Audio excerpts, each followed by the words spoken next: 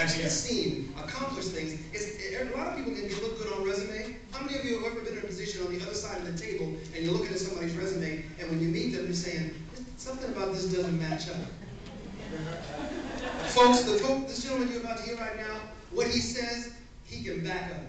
Okay? The founders of our company, the people that stood up here who actually have won some of these contests and actually reached certain levels of achievement in our company, they got the evidence that it's working.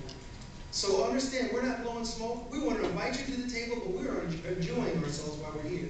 And we recognize that you, if you're here and you see something here tonight, don't think that opportunities like this come all the time of this magnitude. Don't let this be another Microsoft moment where you get a chance to have the thing in your house, but you don't get a chance to have it in your bank account had you been in the right place, in the right position to take advantage of it when they said, who thinks at one point in your lifetime that every home will have a computer? So, Mr. Nakia Muhammad, he's actually been up here already. He's no stranger to you. You've already seen him. I know he's got good taste in clothes. But we both have the same kind of taste. He's leaving some breadcrumbs for the rest of us to be able to achieve some things that he's already achieved. Now, Ann already told you a little bit about him, that he did $10,000, I just want to say that, $10,000 in 8 days building a team. Let's call that again. All right. But he's not a solo operation. We're standing on the shoulders of a lot of other people who have vision. He's a dad. He has a wife and 3 kids. He's educated. He's actually been in the Detroit school system. He's been an entrepreneur. So he also enjoys working with young people. He's had multiple $10,000 bonuses. And let me just say also that he's a national director. We haven't gone into that right now, the significance of what that is. But he's also been hand-selected by the company to be one of their keynote folks to help build our company and take it to the next level where we want to go. We're not just trying to be a contender, we're trying to dominate. That's right. You're on that ship, okay?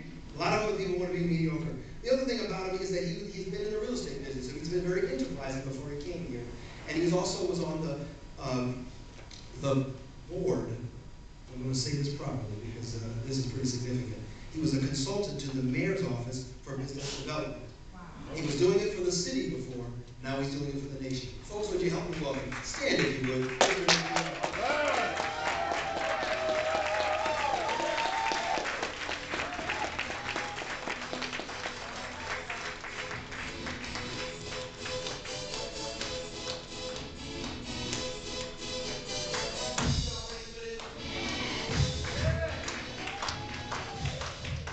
Good afternoon.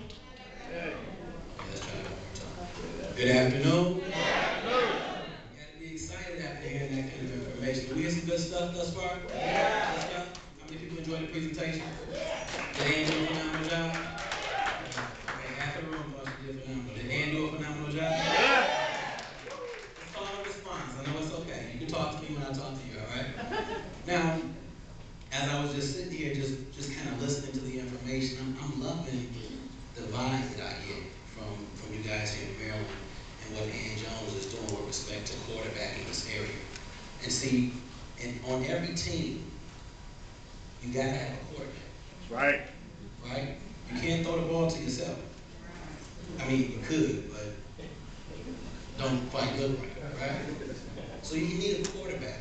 But the quarterback is just as significant as the running back, or the tailback, or the whatever position is played on the field. Together, the goal is accomplished by getting, or the goal is accomplished by the acronym. Together, everyone achieves more. That's what team is, right? And so, it's something when somebody takes the initiative and sees the need or a gap and fill it. Yeah. See, a lot of people will point to the gap. There's a problem. We're good at that. We're good at identifying the problem. You can go around this room and ask anybody in the room, tell me about some problems you've seen since you've been here. Oh, girl, I was waiting for you to ask. Let me tell you, and they'll run down a laundry list. And then you ask them how many are they prepared or willing to solve. How many are willing to be a part of the solution? Well, you know, I got to be working for a contest. You know, I got, you know what I mean? So they'll gracefully bow out of that. But when you have somebody who takes the initiative, identifies the problem, and fills the gap, more often than not, they're not doing it for titles. They're not doing it because it's a lot of work that goes along with that, because it's something nobody else would do. So you have to recognize the beauty of the heart of a person who does that, and you have to give credit where credit is due. So I think we owe Ann a standing ovation.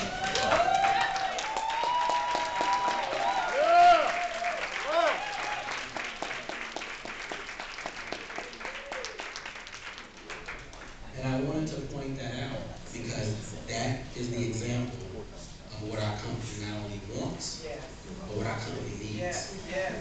So I'm going to talk to the people in the room that's in the business. Can we have a heart-to-heart for a few minutes? Is that all right?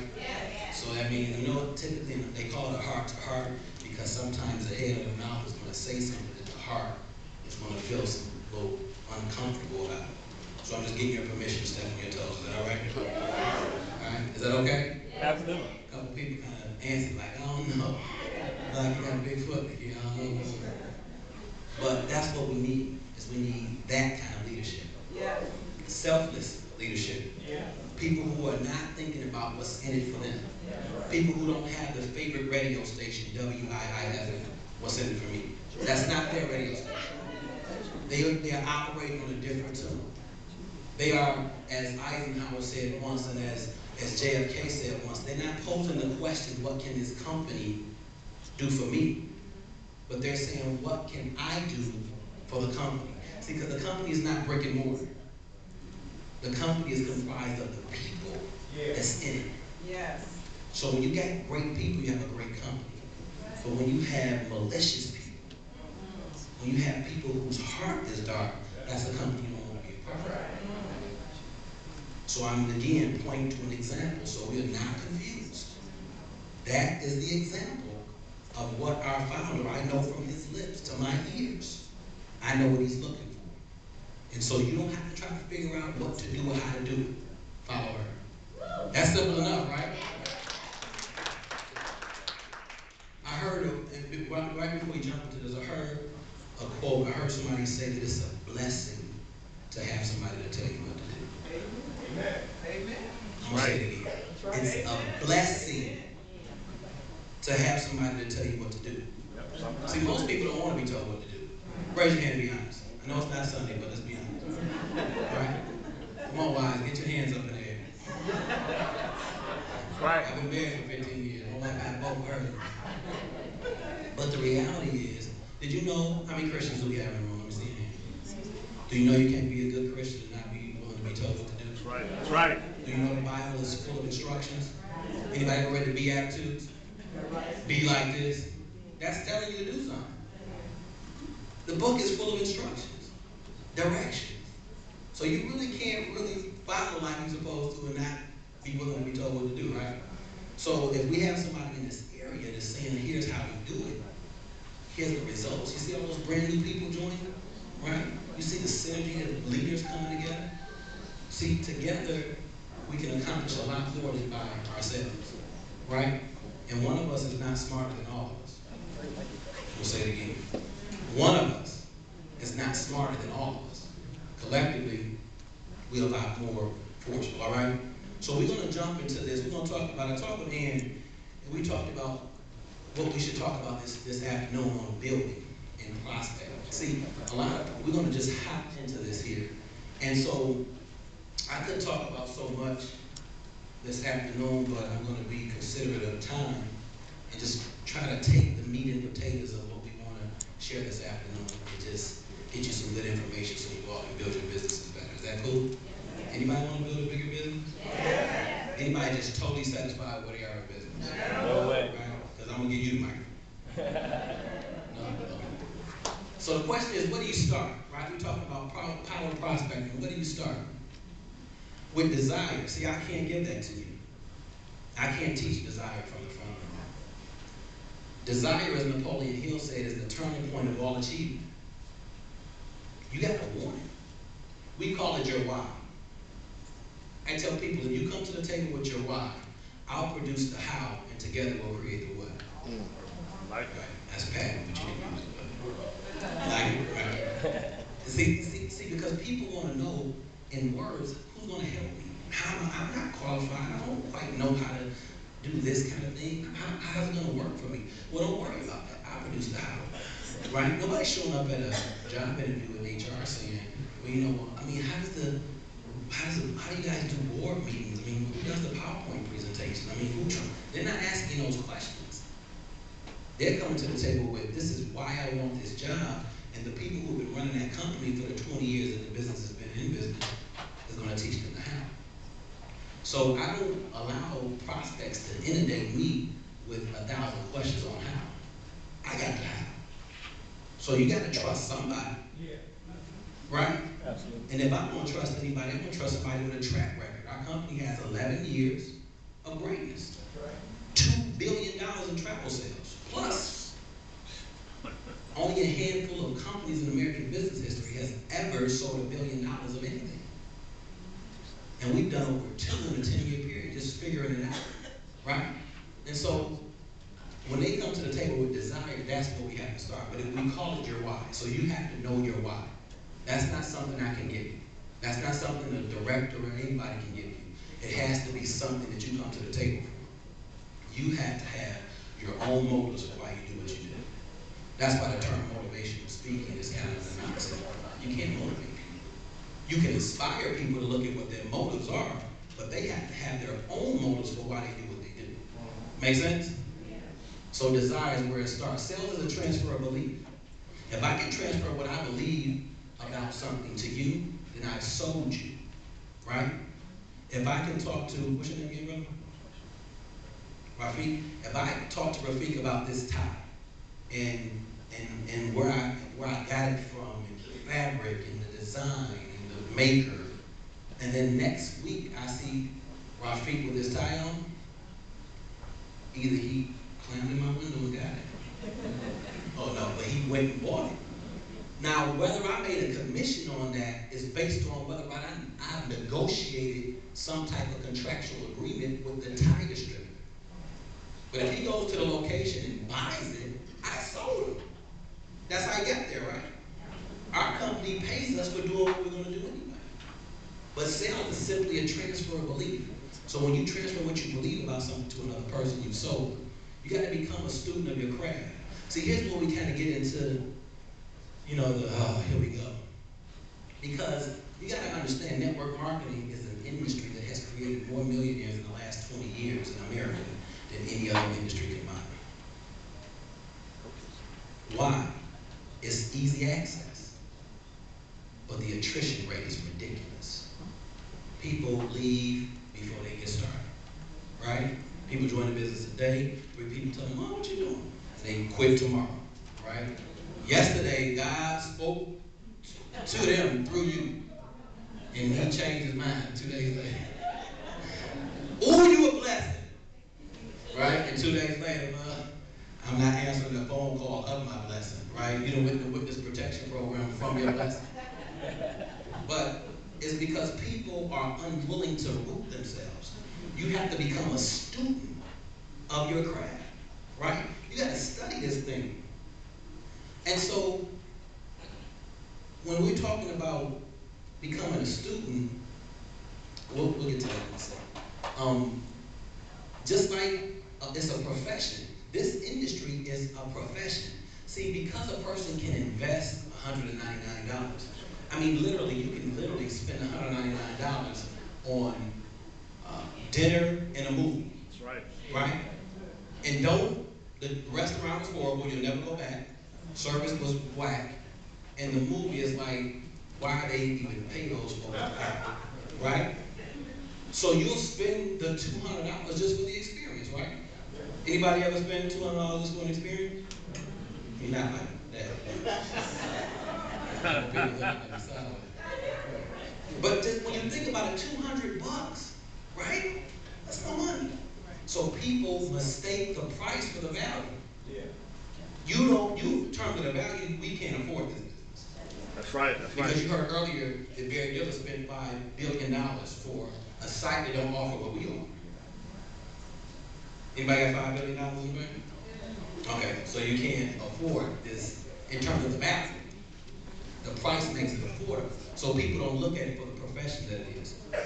But how many doctors and lawyers and politicians and teachers and engineers that you know who studied it, became a student of their craft, and became professionals that don't make the kind of money that Juliet St. John makes? Right? How many doctors you know that don't make the money that James Ford makes?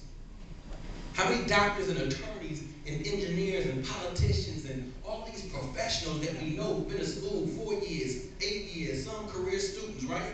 Doctorate and a degree of this and a degree of that, and they got a plaque off, and they don't make the money that David Marlis Funk makes with our company, right?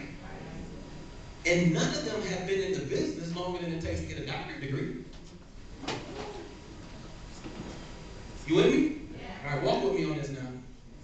See, once you become a student of your craft, then you become a professional, then you become the cream of the crop. You become the top and the best of what that industry has to offer. Look at it. Bill Gates, Oprah Winfrey, Warren Buffett, Donald Trump, all of them decided to win.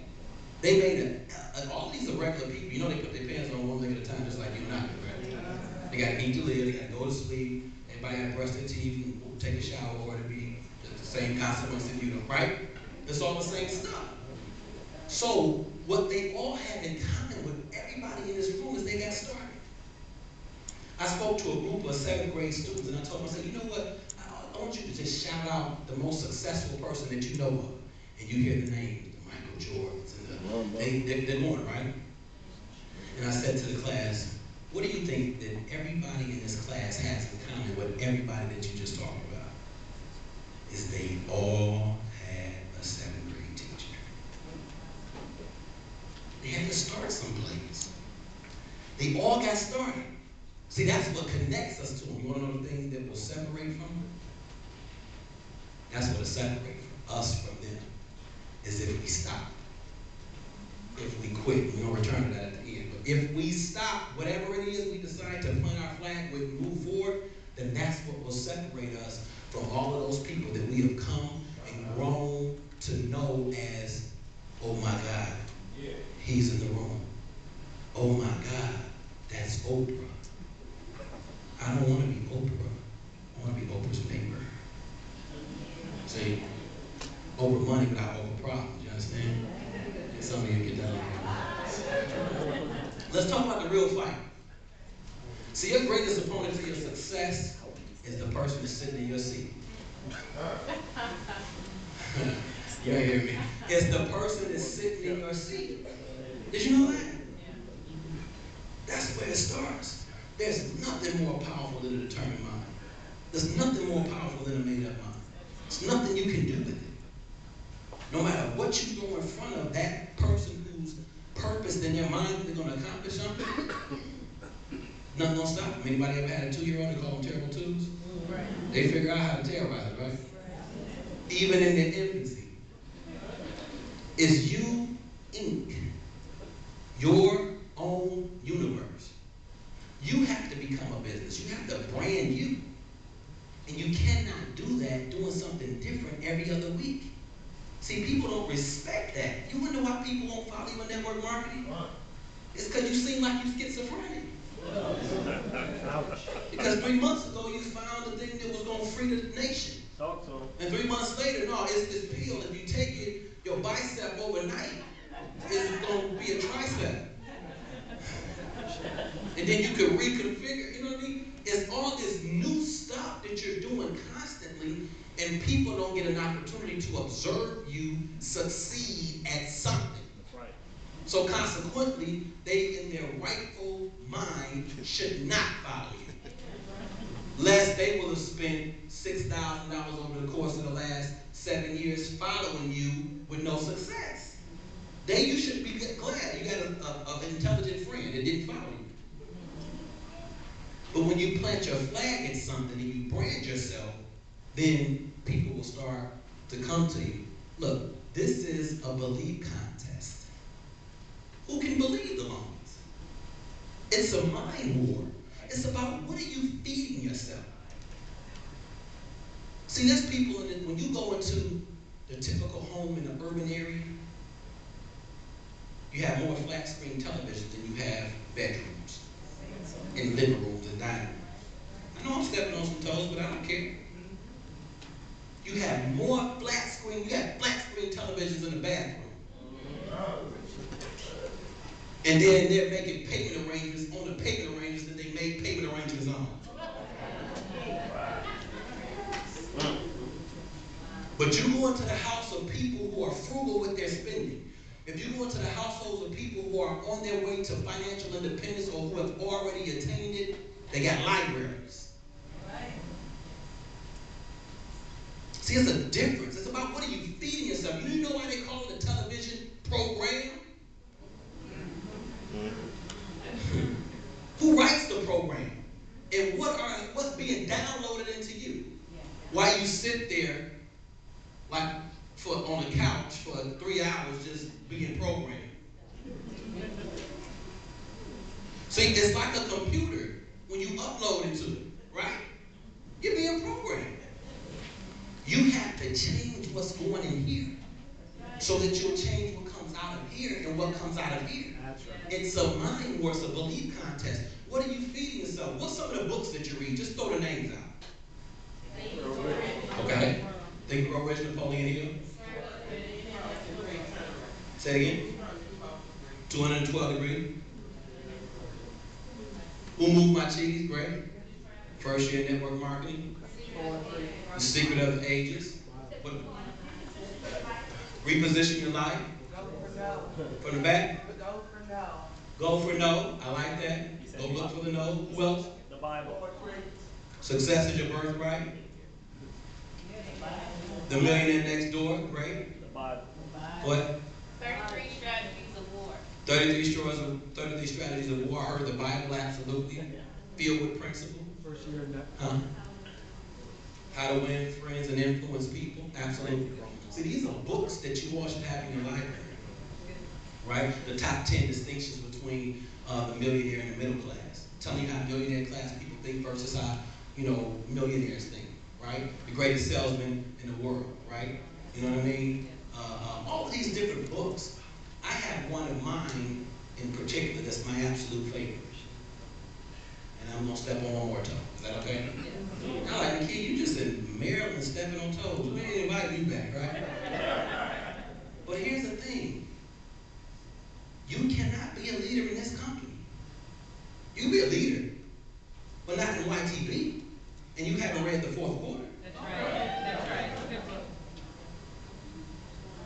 How you going to follow a man in his vision and you don't know what his vision is? You're relying on somebody else to tell you his vision.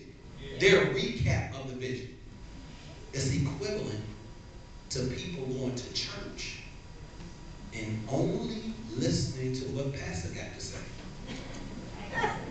but not reading the Bible for themselves. I have access to the Creator just like the guy in the pulpit. You need to know who you're following. Right? I'm going somewhere with this. Just walk with me. Leaders are readers. You gotta read. You gotta read to lead. I'm sorry to tell you, if you don't like reading, well, I don't like being broke. So you gotta do something about it, right? Did you know I read a statistic that said 50% of Christians did not know what the first book of the Bible was? A poll. They did a poll. Just randomly polling Christians. What's your religion, Christian? What's the first book of the Bible? I started in that.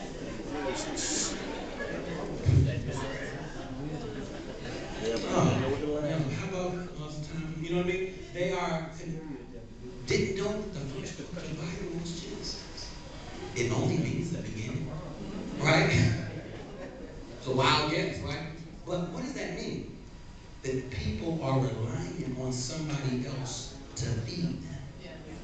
It's a mistake. We gotta read. In this book, see, when you've read the fourth quarter, everything that's happening in your business, within the company, to other people, both sideline, upline, downline, you understand it. because it's written. Right? In fact, you start looking for it. Right? Anybody ever have, and I'm going to go back to the Bible, anybody ever says that you can see prophecy being fulfilled? Yep. Right? The Bible is actually the words are walking off the pages as we speak. We see it happening, which we're not going to go there today, but we see it walking right off the sheets of the book, right? I don't know what you guys understand about our founder and the prophecy that was given to him. A whole bunch of years ago, almost 60 years now, on her deathbed. How many people know that deathbed confessions are admissible in court? Right? What people, when you leave in here, it's something about that transition that disallows you to just lie. Why you want to allow somebody who you have, right? So if somebody confesses on their deathbed, they admit that in court. But the prophecy she gave was that he was going to do something to make this world a better place to live. Right? And he's been in pursuit of that for 60 years now. And see, what a lot of us don't understand is that we have both positive and negative. And I'm going to move on, but I got to make this point. Positive and negative is happening in our lives day in, day out. We have the up and the down, in, the out, the hot, the cold, the black, the white. All of it is just the duality. You are the person who subscribes value to it, but it's just the opposite of each other. See, certainly when you lift the hood of your car up and look under there and see the black cable and the red cable on the battery, nobody looks at the negative cable on the battery as a bad thing. Look at that negative cable. No, it's the opposite of the positive. That's what makes the car go forward. Life is comprised of both good, quote unquote, and bad, quote unquote, experiences. So when you find yourself with a challenge, it's not that the challenge is bad. It's the challenge is designed to bring out the champion in you. And what we don't realize, we start running from the challenges when they present themselves to us, never finding ourselves on the opposite end of the challenge that was designed to make you a better person. So consequently, you got to meet that challenge yet again. See, it's just like a relationship. You run thinking that it's going to be different than the next one. And you kind of start looking around like, I think I drove around this block before. Right? It doesn't change. And if you don't learn lessons in the 4th grade, you really can't go on to the 6th grade. Right? Okay, let me move on. But, see, what you focus on the longest becomes your strongest. You ever hear people complaining all the time? It kind of seems like everything happens to them all the time. Bad luck, slap rock, right? It's like that cloud that's following with the, yeah, and then my puppy was sick, and then, you know, then they called me from school, they're not going to give me my financial aid. And it's like, you know, violin, it's like, you want some cheese with that wine, right? But you notice people that are always upbeat, right?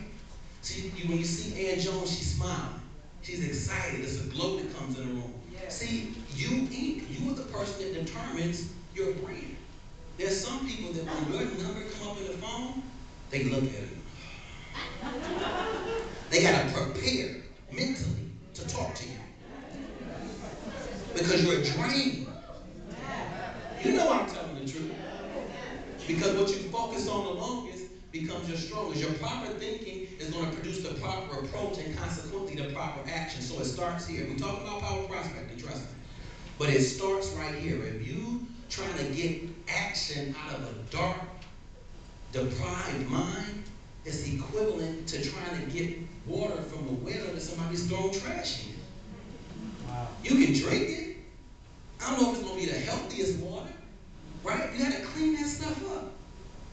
So you got to ask yourself, who are we looking for? A prospect is any potential customer or business partner. Everybody's not designed to be in your business.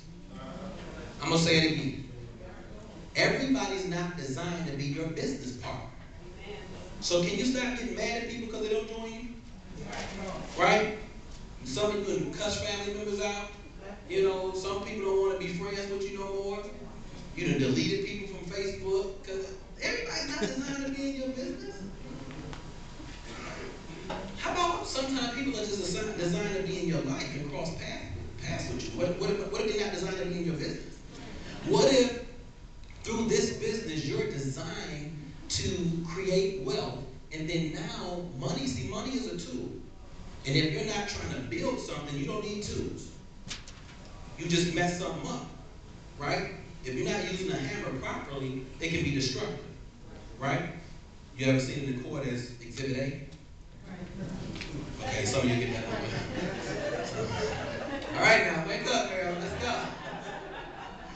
But the reality is money is a tool, and if you're not trying to build something, you don't need tools. So how about once you achieve financial independence in this company, then you can act upon your humanitarian goal of helping people on the next level, right? Does that make sense? And what if that person you just crossed paths with is designed to help you with the humanitarian goal and not the financial goal? Wow. But you blew them out of the water because they won't help. Like you think you got it all figured out. Like the creator don't know what he do. Right? Well, I want to. But what if they're not designed to be in your business? Right? So we're looking for potential customers because people have to be willing participants. You know, I'm like a man pursuing a woman when it comes to my business. I don't want to pursue a woman that don't want to be pursued. That's called stalking. And quite frankly, I'm the catch.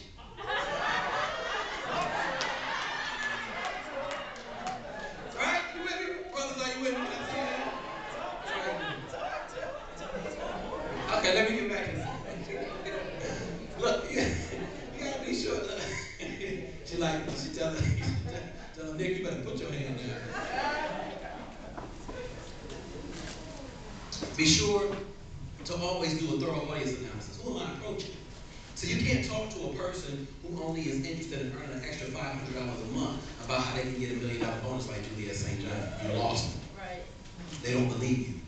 You're lying, and everything you stand for is a lie. So consequently, it makes no sense for them to get in business with you. Then at the same time, you can't talk to a business owner who's producing $40,000, $50,000 in revenue on a monthly basis about making an extra $500 a month by getting 6 people in the power team at $199.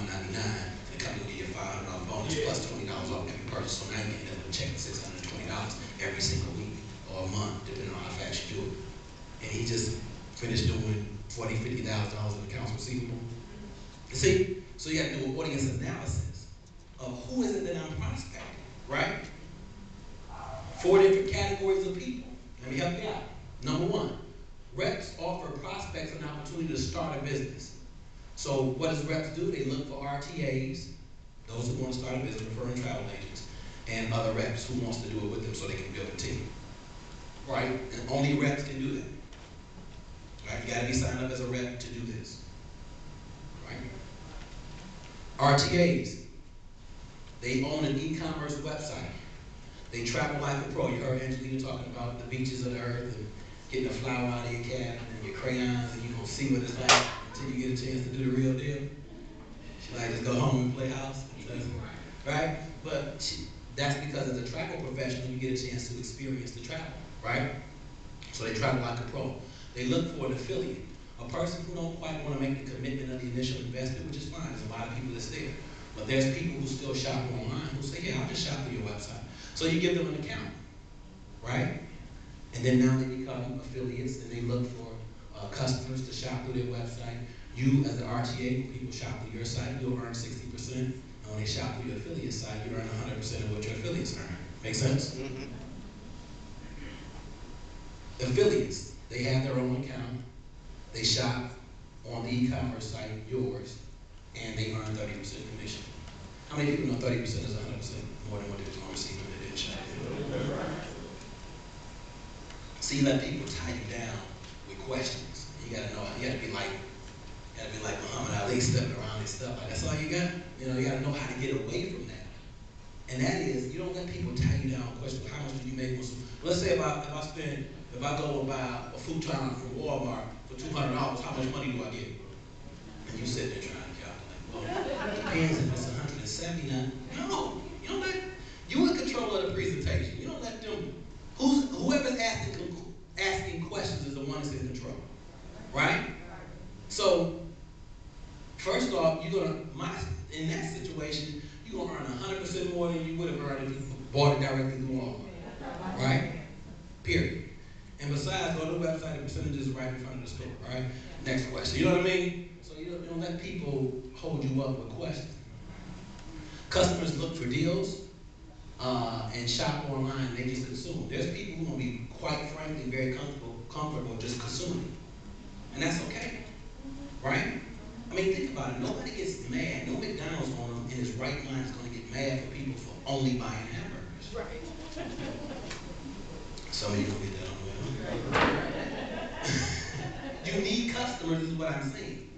If somebody don't shop, we in trouble. If somebody don't travel, we in trouble. If everybody trying to sell the travel site and ain't nobody booking the travel, if everybody's trying to sell a franchise and nobody's buying the hamburgers and French fries, then that's gonna cause the business to demise. See how that round up there? Jesse Jackson moment right there. But no, but the problem, good. But no, the reality is somebody has to patronize our business. So how you get mad? All he did was shop on my website. Yeah, great.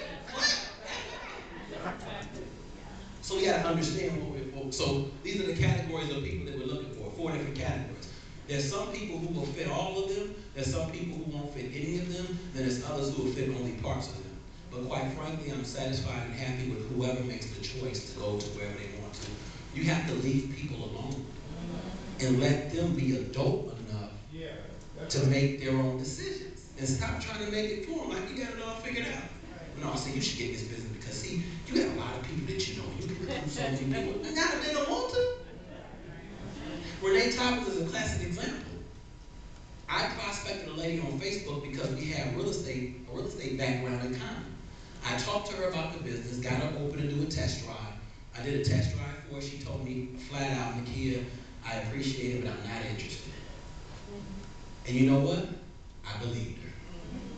I've had people say, well, Nakia, what do you do when people tell you they're not interested? I believe them. She said it, not me. So when she said she wasn't interested, I wasn't going to try to wrestle her down. Well, yes, you are. You sell real estate, don't you? I mean, just change the product. So it ain't travel. I mean, real estate is travel. And then when people, no, she's not interested. I told her, look, I appreciate that. Save us both time. I ain't got to pursue somebody who's not interested. I said, but great, you're right. It does take work to make these kind of businesses succeed. I said, but I tell you what, let's just keep in contact with each other, right? And if you, let's just, see how each other's doing and whatever field of endeavor, real estate, travel. Let's check on each other every now and again. A month later, she sends me an inbox saying, I have a girlfriend who's interested in the travel business. I said, fine, send me a friend request. We connected on Facebook. I talked with Renee. Renee is interested in what did her friend already tell her? Travel. She already told me what she's interested in. Yeah. So when I talked to her, she said, yeah, I need to get one of those sites. I said, great, but let's do this. Let me show you what you're getting. Why? Because I want her to be aware. Although she may not do everything that I tell her she can do, I still have the responsibility of showing her what's available. I said, great, I'm going to sign you up. Okay. She's like, here, take my check, take my money. Okay, we're going to do that. Let's get. So people got to think, well, man, I'm not like snatching the check almost out of her hand and off to the races, right? No, I want her to understand what she's about to get involved in. Show her the test drive, walk through everything. She said, great, but I still want to just do travel. I don't want to talk about recruiting, I'm not interested. And that's fine. And she does her thing with travel. I left her alone. I didn't try to force my own will over her. This is training. This is called power prospecting. I'm talking to you right now, right? Gotta leave people alone. Say it with me. Leave people alone. She booked travel for a year. Because here's the thing. I'm not in it for today. I'm in it for the long haul. Right? I understand at some point, if she is attracted to travel and she gets other people to go on trips with her, at some point those people are going to inquire, or she's going to start to share about the commission she's earned on these trips and the fun that she's having, and inevitably she's going to recruit by default. Right? Renee was a power team leader and didn't even sign anybody up personally in the business. I signed them up. Just send them to me. They interested? Okay, send them to me. No, don't worry about it. Go book some more travel. No. Just, send them to me. I signed the people up. I talked to them. I got into her network and left her alone. She kept booking travel until she started getting checks from the marketing side. Any intelligent person is going to say, If all I did was send this person to the kid, and he called that check for $375, I did that 2 times. Right? It's math. It's gonna happen. I watched it happen time and time again. Because if you help somebody make 500, they're gonna want to make 1,000. And so on and so forth, right? So look at what happens. It gets good to her. And then I, say, well, Renee, you know you're proud to you. You got to kind of start learning how to sign people up on your own. I ain't trying to force you tonight. Let me just show you how to sign people up. It's real simple. So I eased it to her, right? And then you look up now, this lady do her own conference calls, 30 guests on test drives, presentations, zip line in the country, get team in Dallas, team in 14, 15 different states. I don't have to mess with her because I left her alone. And I'm leaving her alone now. I got good at it. Right? Because then when people become leaders, you get out of their way. Go ahead. You see, I'm trying to tell you something right now. The list, the dreaded list. Don't you just hate it? Right? You got people that's been in the business for 2 years and you still talking, well, you don't put that list together. Come on. Right? You got to use the prospect memory jogger. Go to leaderscrossing.com. When you go to leaderscrossing.com, go to the upper right-hand corner. It's going to say new RTA. Click on it, and it's going to say prospect memory jogger. It makes you to start thinking about people that you ordinarily would not have thought about. And so what ends up happening, you create that prospect list, and you really get some folks going in the business. Okay? If I forget to talk about perspective before I back up remind people, okay? Talk about it, right? Now don't you forget. Okay. Both, and you remind her to remind me. No. Right? See, that's how you know. Now, an impression on the line is an impression on the mind. A lot of you walk around with, I got my prospect list. Where is it? I got it right here. I know a lot of people. It can't be right here. You got to put pen and paper, right? I did an assignment in my training in Detroit, and I talked to my team, and I said, I want you guys to take out your cell phone, and let's look at the first 10 people in your cell phone, under your contacts. Have you talked to each of them about your business? Right? And everybody in the room had to put their hand down. Nobody in the room had talked to all 10 people about their business. Just the first 10 contacts.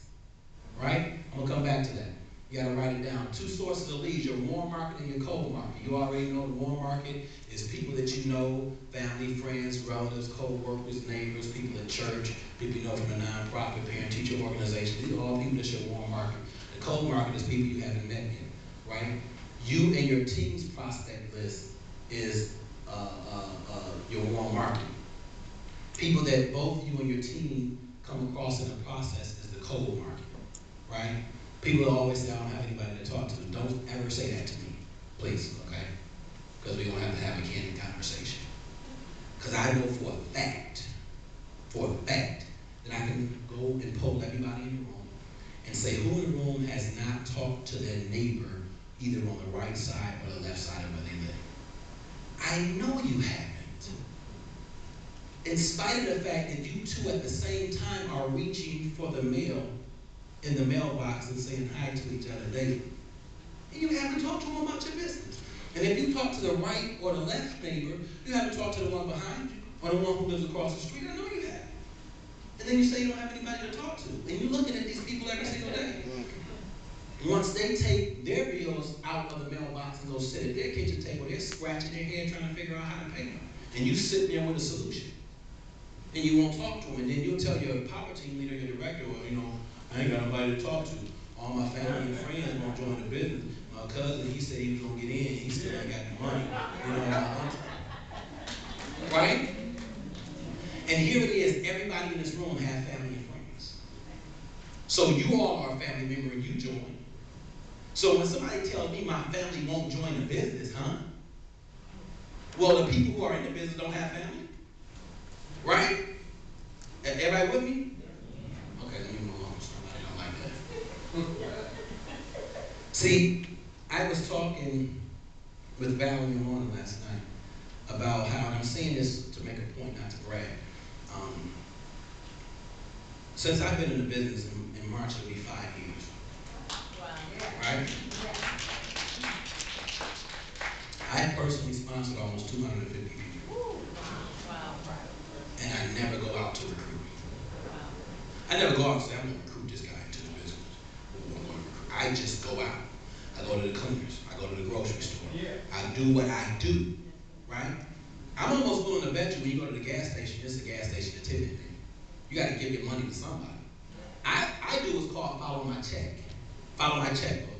If I'm going to give you money, I'm going to talk to you about what I need to do to produce the money to give you. I'm not going to patronize your business. You eat steak and lobster and my business supper, and I got to eat beans and rice. It only makes sense. It doesn't mean you have to join my business, but you better listen. Right? Milan guy, the guy that cuts Milan, he tells me, well, you know, I've heard about that before. I said, I haven't told you about it. You ain't hear about it from me. Well, you know, I'm good. I was like, you know, there's other people on my TV to cut grass, right? So I'm gonna patronize your business, but you ain't gonna even give mine a look. It's not fair. That's an abusive relationship, right? You're abusing me, right? But you just gotta go out. Let's talk about the system. We're gonna kind of blow through this. We gotta use the system and master the basics before innovation. See, a lot of us so smart, especially here in DC, this is like, you know, you guys just got it all figured out. You got government, you're running the state's capitals, you're running the country, and consequently you're running the world, and this presidential area. So you come to the table with it all figured out. So you, day one, you sit in the room, and then when it's over with, you want to tell the person in the front of the room, this is what you really should be doing. See, that PowerPoint, I had a lady tell me that in Florida. She was like, well, that presentation, there was a lot of words on the PowerPoint, and people really just need to be able to see bullet points. That's what she told me, right? I said, whoa, how long you been in the business? I joined last month. How many people you got on your team? Oh, I'm just getting started. Okay, let's do this for me.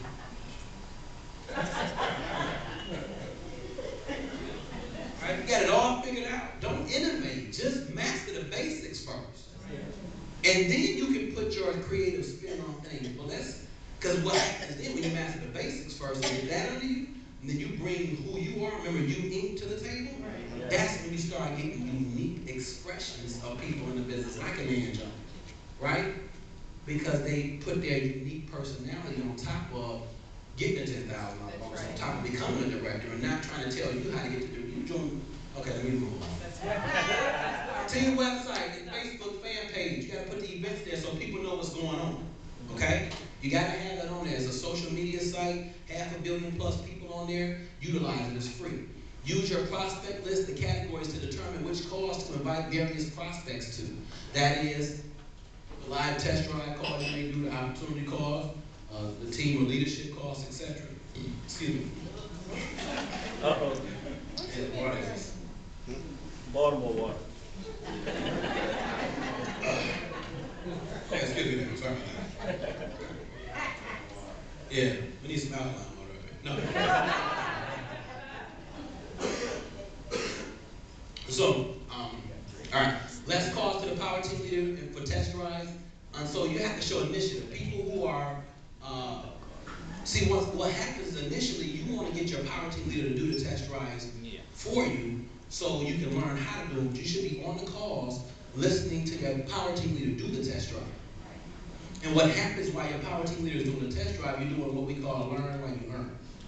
So as you're listening to your power team leader walk them through the test drive, you should be in front of your website going through the test drive as well. After you hear that 3 or 4 or 5 times, you're pretty much going to have it down to a science. So now you turn around and take the initiative for your own business, okay? All right, here we go. The 4-step process to build it. 1 is prospect. And it's kind of a rhythm to it. So it's prospect, expose, third party, close. Let's say it together. Prospect, expose, third party, close. One more time. Prospect, expose, third party, close. That's the rhythm. And I'm telling you, your closing ratio will go through the roof when you abide by the rhythm. See, a lot of us are prospecting, right? And you'll hear it in the form of people saying, I talk to people about the business all the time. Nobody's joining. That's because you're stopping here. I prospect people I talk to people about the business all the time, but nobody's joining. Again, that's because you're stopping with the first. What are you talking to them about? That's the challenge. You'll talk to 17 people, well, then you run off at the mouth about what this business can do and how you can shop. You know you can get paid online. Then when you book your travel, this is going to happen. I mean, you know, I had this lady, she went to Turks and Caicos, this other lady, she went to Barbados, and then he told me at the meeting that, you know, we all get these fan trips. You can get involved, it's only $199, and get involved $50 a month. That's not a big thing because you spend $50 on Snickers and chips every month, right? So that's popular. Then what ends up happening, see, you did this, and the person is like a bobblehead down trying to follow you, right? And now, you didn't expose them. You didn't show them the business. You had to show them the website. Once you show them the business now, you've prospected, you expose them either through a live test drive or maybe a live business presentation like this. I like to do the test drive even before a live presentation like this. I like to use the presentation as a third-party validation. Why? Because when a person sees the intricate details of the site, they see Macy's, not spelled M-A-C-I-E, right? They see it spelled with the Y, it's like a real Macy's, right? They see Target, they see Nordstrom, they see all the different stuff. And then what ends up happening when they see that, it makes sense to them. They're like, I'm shopping at this place. I just bought something from Walmart yesterday. Well, we just got back from a vacation 2 months ago. And when they look at the website, it makes it real for them. Then when they come here and see a room like this, other professionals, they see people that they're talking to, they, oh man, I went to high school with that guy. Oh man, you in this business too? Then it becomes confirmed. Hence, third-party validation. You confirm it, right? So, after you expose the business, then you got to do what's called a third-party validation. Third-party validation is validating the information or validating that which you've exposed to the prospect. Because there's something to it that even though you may be a doctor, even though you may be an attorney, the person that's looking at the business knows you as that, an attorney. So in the dark, deep recesses of their mind, they're thinking to themselves, Mr. or Mrs. Attorney, what do you know about travel? You've been an attorney for 20 years. But they introduce you now as their professional, even though you may only been in the business for 2 months. This is my friend, so they do the edification piece. And once they edify this person, they get that person on the third party. That person is going to ask 2 questions. Hey, listen, John, I understand you've taken a look at the business with Lorna today. Great. Let me ask you a question, John. What do you like most about what you're saying? So you got to get them in a positive mindset. I don't want to know about his friend said it was a pyramid scheme. I don't need to know all of what's swirling in his mind right now. I need to extract the good part of what's in here. And remember, whoever is asking the questions as the person is controlling the presentation. So my question is, you get me on, you say, hey, look, this is Nakia Muhammad, yada, yada, yada. And I'm going to say, hey, John, listen, what did you like most about what you're saying? John's going to say, oh, man, I love the fact that you can book travel and get paid for it. I don't care what John says. I'm going to say me too. Right? You got to have a me too syndrome. Do like everybody, let me see you do like this. Me too. Me too.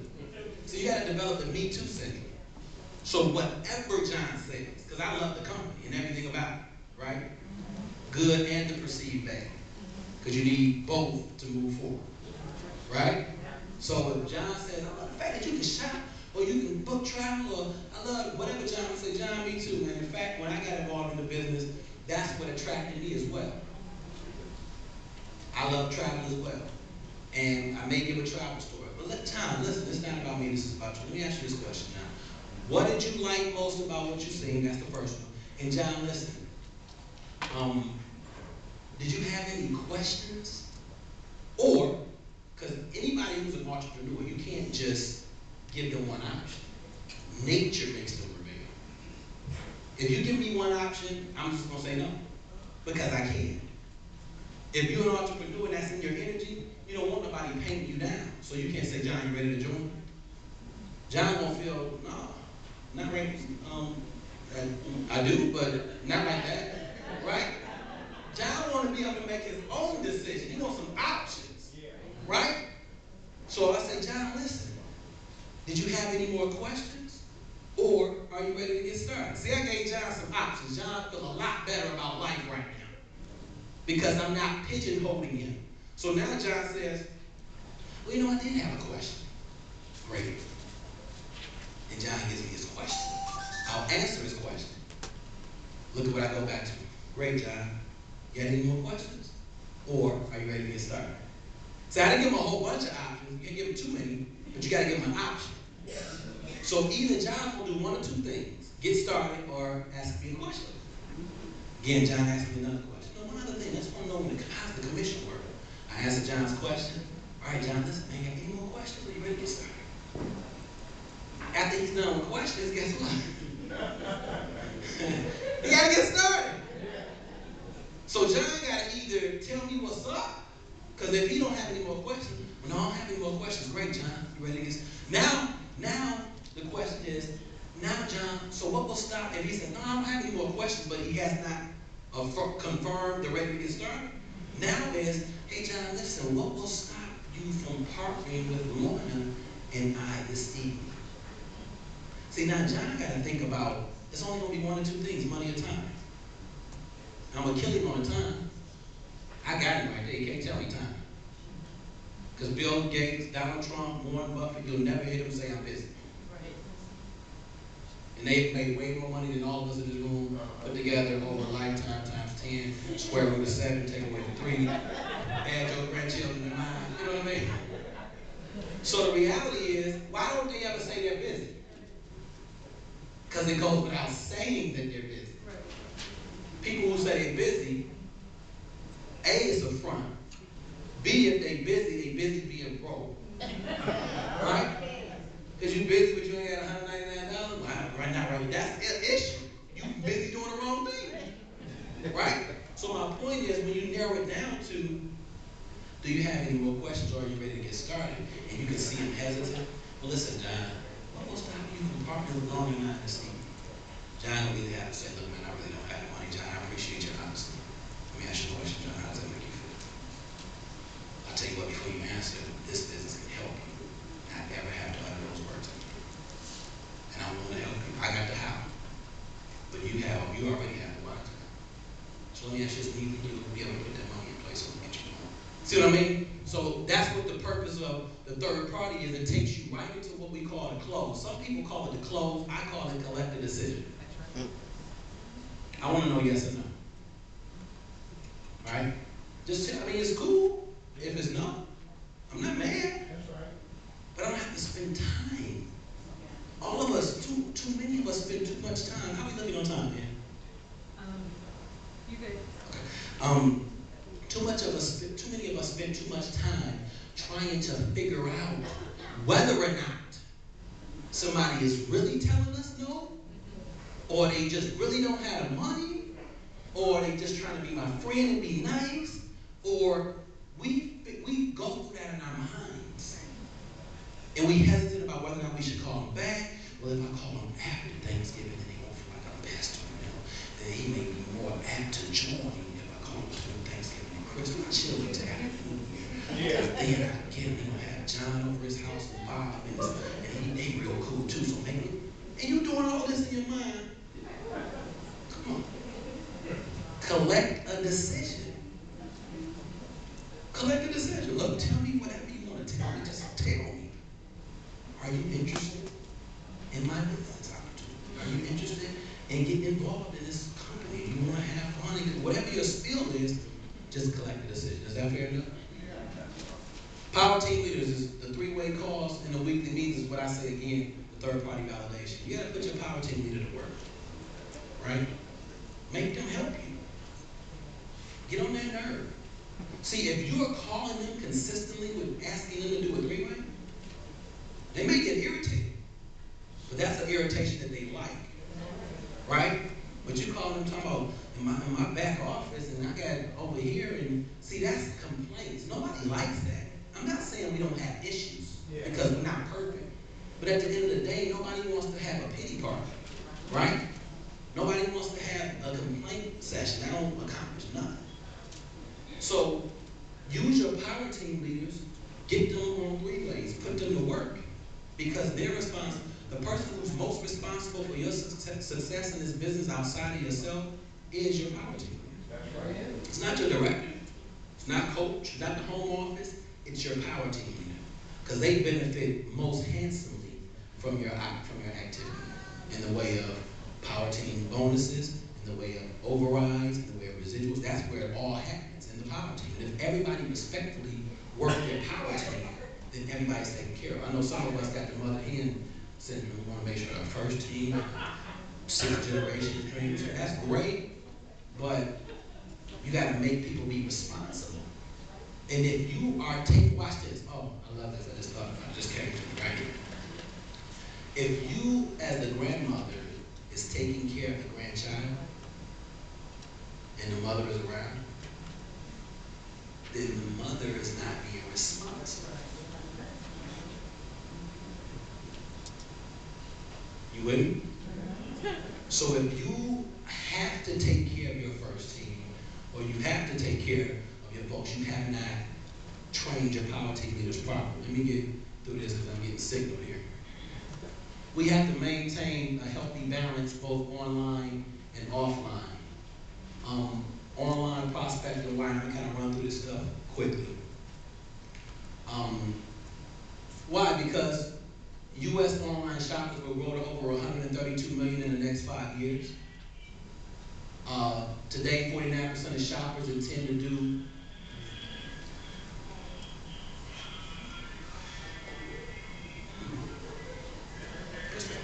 I'm gonna wait for this background music. I need 5 more minutes. All right. 49% of shoppers intend. You all don't need to necessarily write this down, but because I'm gonna run through it real quick.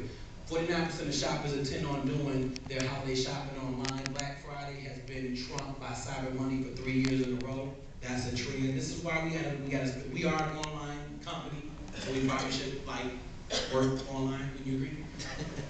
Last year, Borders reported more revenue from online sales than in-store sales, hence they closed.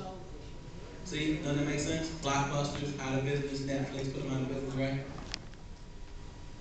70% of U.S. shoppers already have researched products online before they purchase in stores. 91% of businesses are using or plan on using social media to advertise and market their business. 91% of businesses that are the brick and mortar. Here we are in the online business. These businesses are planning on using social media to market their businesses. Malls are like ghost towns.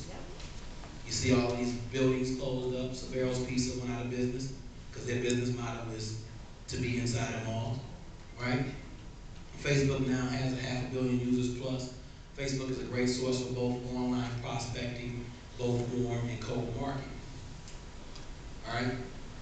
You can go to this website. Lucretia Daniels' website is called thespiritedteamvision.com. And you go there and click on training. And then you'll see a drop down and come up. Just kind of scroll down. It's myself and Lucretia Daniels. We did like an hour-long training on how to use Facebook.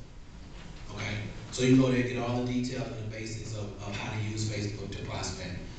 Wow, I did not get through a lot of this. I talked too much. See, it's important. The challenge is how, not the what. See, a lot of people come up to me and say, what do I say to people on Facebook? It's not what you say, it's how you say it. Yeah. Right? And so the goal is to utilize Facebook to build relationships, ultimately business partners and customers. That's the only purpose. Facebook doesn't change people. People still tell me no all day long on Facebook, right? It just changes the frequency by which you interact with people, right? Because see, it's millions and millions of people, millions of people that have access to there. So now the frequency of you interacting with them is greater than you maybe meeting somebody in a Starbucks or a grocery store, okay? What do I say? Well, you say what I call the form: family, occupation, recreation, and money. People love to talk about those 4 categories: family, occupation, recreation, money. Again, family, occupation, recreation, money. We call that the form.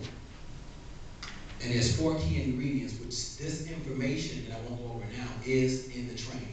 It's, remember, the 4 key ingredients is friend request and acceptance. That's a key ingredient to baking this cake, okay? Postings is what you post, right? When you think or when you speak, your mind is on display, right? Words are the sound of an expressed thought. So when you post, people get an opportunity to look at you and think about it. Facebook is really like the Matrix. It's a cyber world that you create yourself in. Anybody seen the movie The Matrix? Yeah. All right, so this cyber world that exists, you create yourself. You are Neo in this cyber world, right?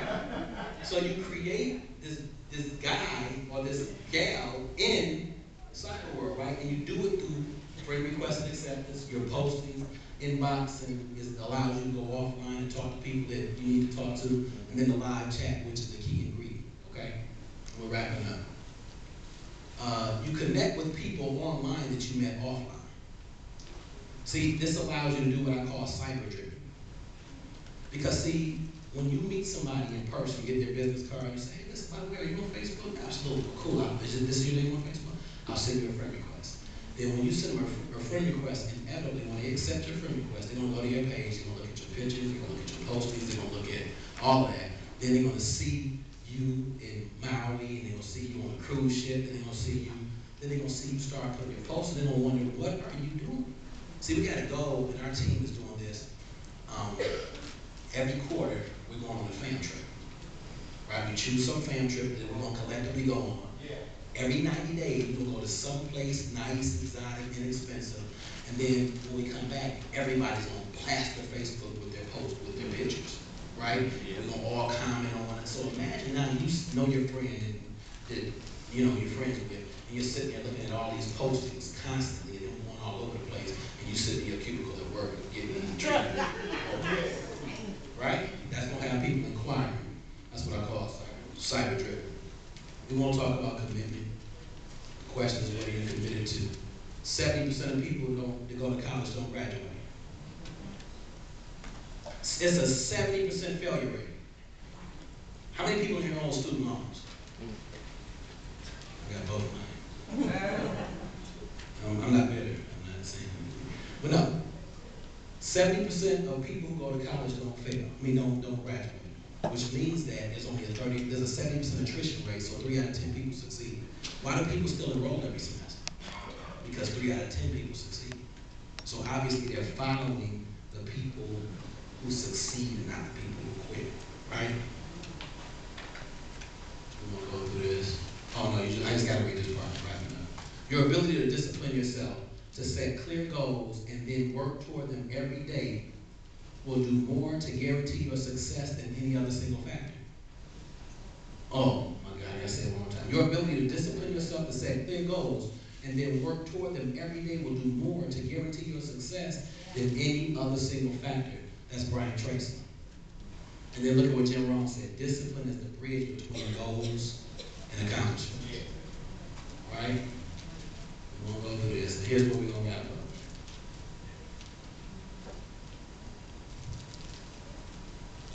Remember I talked earlier, the only way to lose was to quit? Because you all already got started. That's the only way to lose. If you go to CNN.com, I want you to put in keyword Ron Wayne. For those of you who do not know who Ron Wayne is, he is the third founder of Apple. A lot of people know Steve Jobs. Even fewer people know Steve Wozniak. But the third guy was Ron Wayne. In fact, he was the oldest of the three. He was the guy who penned the first operating agreement for Apple. And since he was the oldest, he was more business savvy, more of a techie, and he put the operating agreement together, and he was 10% owner of the company. 11 days later, and then, look, Steve Wozniak argues that it was a couple of weeks later. Ron Wayne says it was 11 days later. And he probably remembered it better. I'm gonna tell you why. He said 11 days later, he said, you guys are too ambitious. Oh my God, can you imagine? You guys are too ambitious. And if I'm not careful, I'm gonna be the richest man in the cemetery. So I want out. I don't wanna be a part. I don't wanna be in debt with you guys. Because I got the credit, I don't wanna be in debt. They bought him out. His 10% ownership was worth $800. They wrote him a check for $800. Here you are, Ron Wayne. Press fast forward, 34 years later, that 10% ownership is worth $22 billion. I mean, I want you to walk with me on this, right? And I'm wrapping up. I know you're coming to get me, brother. This is the last point. $22 billion was $800 34 years ago. Wow. Wow. Ron Wayne today lives in Las Vegas, Nevada, 70 plus years old, lives in a trailer home, plays the penny slots at the Golden Nugget Casino with his Social Security check. See what happened to you when you quit? So you talking about vision. I think it was Helen Keller said it's a terrible thing to have sight and no vision. He got a man who stood to be a part of a multi-billion-dollar operation. $22 billion was his percentage of that. He could have left a legacy to his children's children's children. But he really quit before he got started. And here's the thing, and this is what I'll leave you with. Ron Wayne has a lot of followers that don't even know him. Because they quitting every single day. They following him religiously. He don't know them, and they don't know him. But a man who lost $22 billion for a decision 11 days later, I think he's the author of quitting. He's the father of quitting. People are following him. I'm going to pass this through as our MC come back up here. I just want to give you all an example of perspective. And I didn't forget, see, on how we should think. These are two pictures right here. One picture is of my mother and all of her grandchildren. I wanted to illustrate how network marketing, multi-level marketing, is just natural as life itself. And when you see this picture, I want you to look, and all of us are not in here, or the grandchildren are not. I want you to see my mom and see her 50 plus grandchildren and great-grandchildren all came from her. See, it's a sight to see when you know that concept or that scripture that says, from one spread many. That's the nature of what we do. And then when you look at my mom and my 3 children, that's my contribution to her genealogy. See, leaders are contributing to the genealogy here, but overall, this is as natural as life itself. It's our perspective, you can pass those around. It's our perspective that we bring to the table that causes us to not see this thing for what it is. Network marketing is natural, all right? So I want us to bear that in mind. And at the end of the day, let's make sure we stay engaged, we stay involved, and we do not quit. Thank you.